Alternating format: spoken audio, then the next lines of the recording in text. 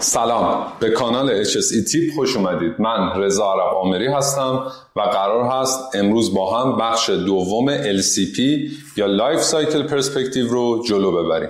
کانال رو سابسکرایب کنید و با من همراه باشید برای بستن موضوع لایف سایکل پرسپکتیو یا دورنمای چرخه عمر. خب بریم با هم چرخه عمر اول یکی دو تا ببینیم. اینا چرخه عمر دوستان. مثلا اینجا میبینید که مواد اولیه میاد میره تو هاپرا، میره تصفیه میشه، بارگیری میشه، در نهایت میره توی بارگیری نهایی و خروج میره سمت مشتری. پیش مشتری هم استفاده میشه. حالا اینم میتونه ادامه داشته باشه دیگه.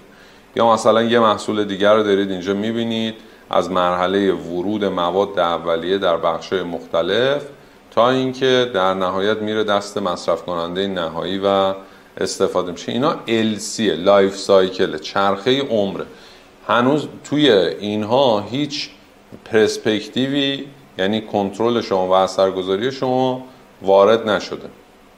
مثلا پلاستیک رو شما تو اینترنت بزنید لایف سایکلش هست، اینکه کجا تولید میشه، اصولا کجاها برمیگرده، کجاها بازیافت میشه. یا بطری‌های پلیمری از چه مواد اولیه‌ای ساخته میشن و تا چه مرحله جلو میرن و چه جوری بازیافت میشن، فرقی نمیکنه. هر ماده از خودش یه لایف سایکلی اصولا داره دیگه. یا مثلا خودرو، اینکه در واقع میره چه اتفاقی واسش میفته بعد از اینکه ساخته شد و چه جوری بحث دیسپوزالش اتفاق میفته. اینجا باز یه نمونه دارید میبینید. سیمان باز همون مراحل، حالا اینجا به شکل یک نمودار آورده. من هدفم از نمایش این تصاویر این هستش که شما اول لایف سایکل رو بشناسید، ببینید لایف سایکل رو چجوری طراحی میکنن. حالا انواع طراحی هست، رو نقشه هست، روی نمودار هست، روی گراف هست، فرقی نمیکنه. شما اون دیگه به خلاقیتتون برمیگرده. تو مرحله اول بخواید و نخواید این لایف سایکل رو باید داشته باشید. بعد از اینکه لایف سایکل رو طراحی کردید و تموم شد، حالا LCP تون و لایف سایکل پرسپکتیوتون رو طراحی میکنید. اون LCP تون در واقع آیتم هایی که داره به LC تون وارد میشه. مثلا سوخت رو وقتی شما اینجا دارید، متدی که واسه کنترل پیمانکار معدنتون دارید در واقع فرایند کنترلی شماست. میگه آقا من تو این مراحل دارم از این طریق کنترل میکنم. یا مثلا کنترل انرژی رو دارم توی این مرحله انجام میدم. اینجور جاها با کاهش مصرف انرژی دستورالعملی که دارم LCP مو پیاده سازی میکنم. نگاه کنید شما تو هر مرحله‌ای، مثلا نگاه کنید اینجا توی بحث برق متدهای صرفه‌جویی در مصرف برق رو آورده، یا توی مصرف روغن و گریس بحث مکانیزم تخلیه و شارژ خودش رو آورده. من دارم از این طریق اونجا مواد مصرفی رو کم میکنم، به حداقل میرسونم. در واقع در مرحله اول لایف سایکل آورده شده، تو مرحله دوم به لایف سایکل چی اضافه شده؟ به لایف سایکل اون کنترل شما یا اثرگذاری شما اضافه شده. شکل‌های مختلفی هم واسش درست میکنن. این یه شکل ساده‌ایه که مشاهده میفرمایید. حالا هر کسی با توجه به اون خلاقیتی که گذاریتون رو روی اونها بگید. این بازی مدل اکسله، استیجش و مرحلهش رو گفته، نوع اقدامش رو گفته و اون موارد مهمی که توش باید در نظر گرفته بشه رو هم توضیح داده. باز این یه نمونه است.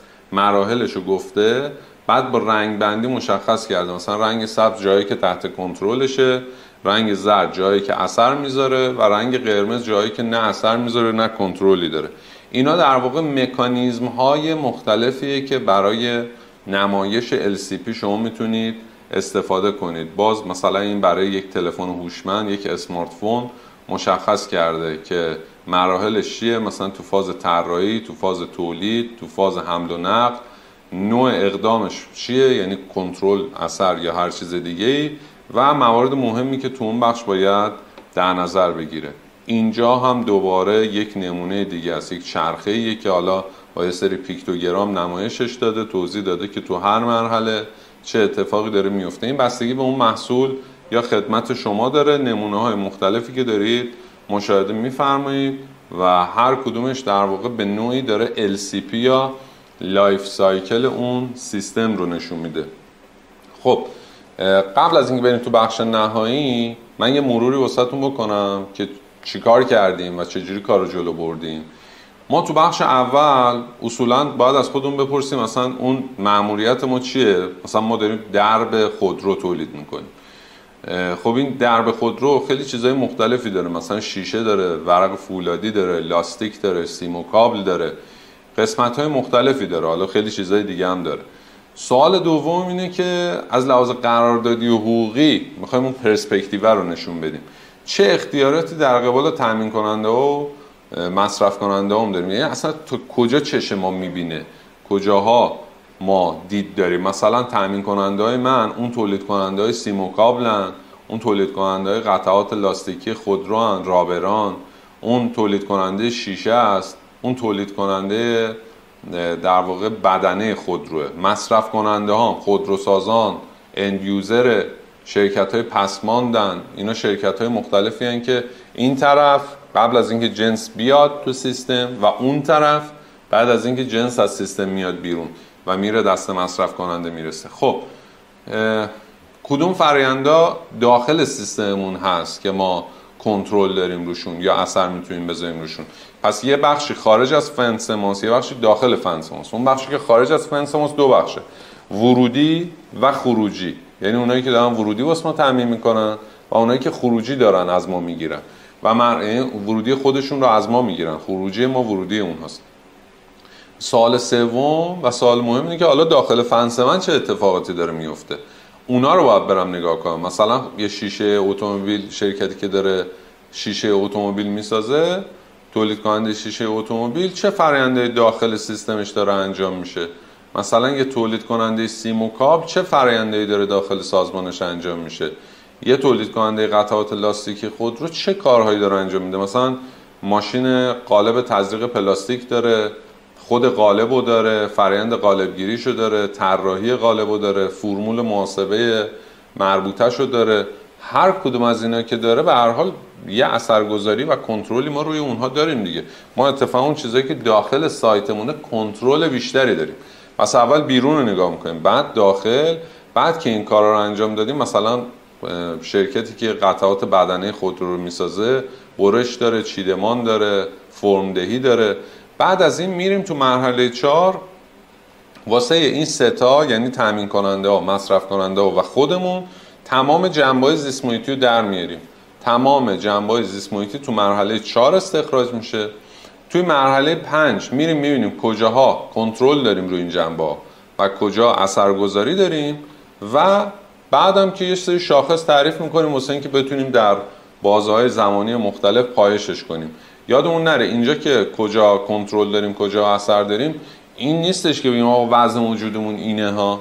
باید به این قصه توجه کنید کجا کنترل دارید، میتونید کجا کنترل داشته باشید، کجا اثر دارید، کجا میتونید اثرگذار باشید. یعنی برنامه عملیاتی خودتون رو هم برای اینکه کجاها کنترل دارید، کجا اثرگذارید، کجا میتونید کنترل داشته باشید، کجا میتونید اثرگذار باشید هم باید مشخص کنید.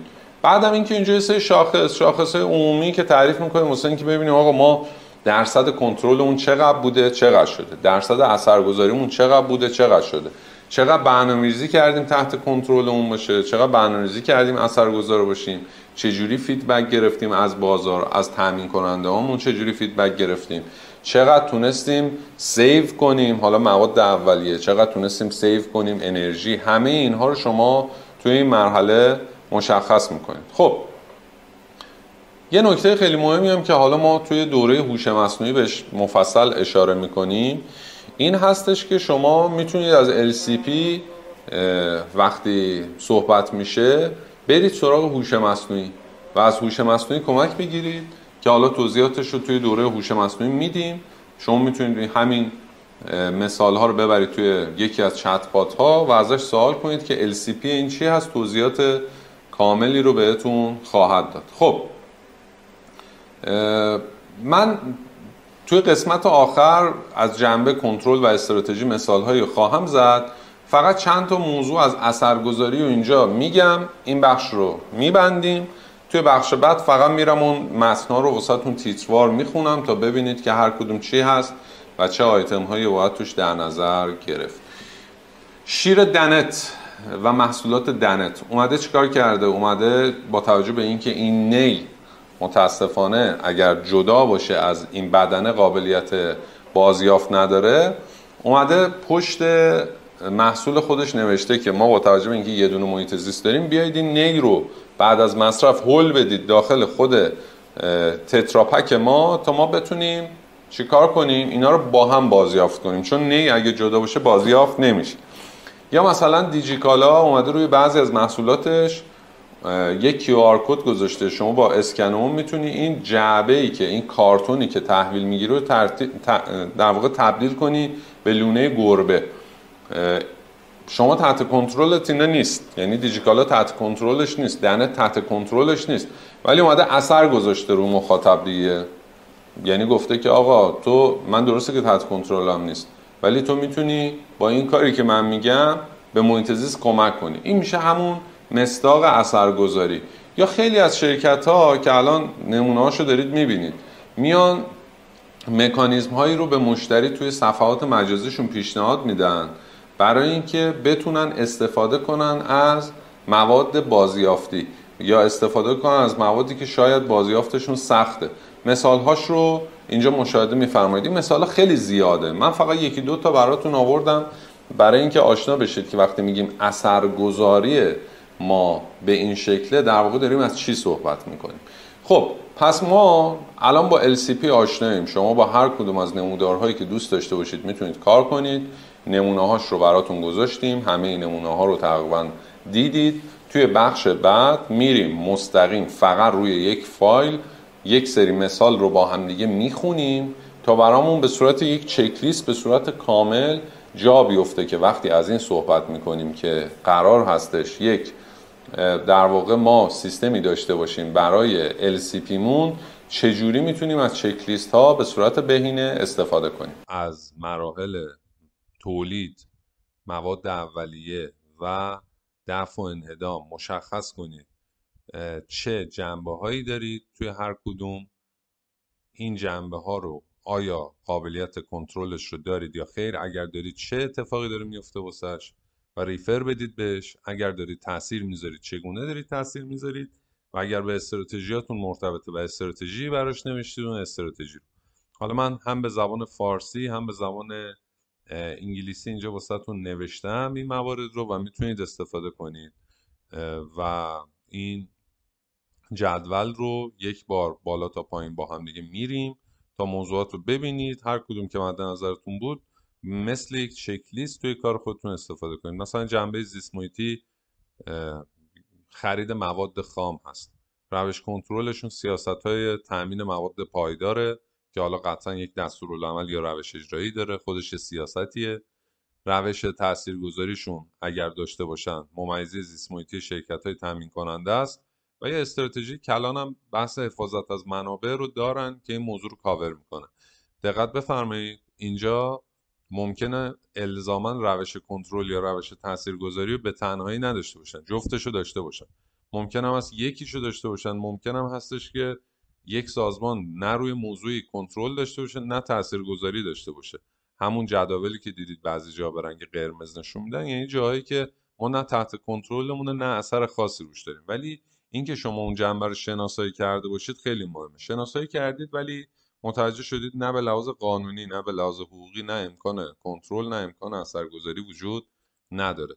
توی جنبه طراحی و توسعه، اصول طراحی بر مبنای محیط زیست، روش تاثیرگذاریتون میتونه چی باشه؟ مشارکت ذی‌نفعان توی برنامه‌هاتون. یه استراتژی نوآوری هم دارید که میتونید مرتبطش کنید با این قصه. توی بحث جنبه مرتبط با تولید، کنترل و پیشگیری از آلودگی، این داخل سازمانتونه، داخل فنستونه.